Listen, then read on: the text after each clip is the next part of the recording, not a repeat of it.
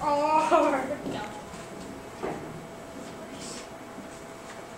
I am Mary, And I'm Maud, and we are the Glassblower's daughters. None of our father's other apprentices ever won father's approval like Pierce. Father's taught many a boy to blow glass. We've had apprentices year after year, but Pierce has the eye for it. That's what our father says. Pierce has the lungs. And he's hardworking too. So father says Pierce Will inherit the business. that is, if he marries the One of us too. Mary, God help us. Pierce never speaks to us. Nose in the air and silent and rude. Even at supper time, Pierce doesn't talk. He crouches down low like a dog does food. Both of us hate him. Mary's older than me and the same age as Pierce. If he marries my sister, he'll get the shop sooner. I won't be ready for 5 or 6 years. But Mary's dear to me. How can I sacrifice her to the Lord's sticking out ears?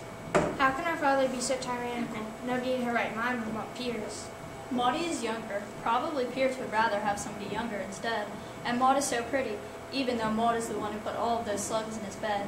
Pierce isn't bad looking, not when he's laughing. His hair is uncombed and his clothes are red. He'd look a lot better if he only smiled. But Pierce is an orphan. He's proud and he's shy. I have to let Pierce go out of my mind. It's not that I like him, it's just that it's kinder. The way that he scratches, the way that he peers at what he scratched up. And of course more refined to treat him with courtesy. Earwax, grind from his skin. He's alone in the world and I know that he's often been lonely. He's last in his fingernails. Ugh. Sometimes when I watch him, I'm aware of a kind of a tug at my conscience.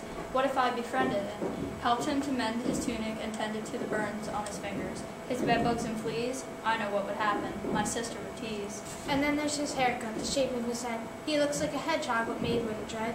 A marriage with him, who's so churlish and rough, the truth of the matter I'm not brave enough. is that father is thinking I'm constantly shrinking. of business and profit, of shillings and pence. I should have more courage and follow my conscience. However Maud teases, I should have more sense. He ought to be thinking about his poor daughters. Why must we submit like lambs to the slaughter? I ought to tell Maud we should both hold our tongues. Must Marriott be wed because Pierce has good lungs? I must find a way to follow my conscience. I must find a way to change father's mind.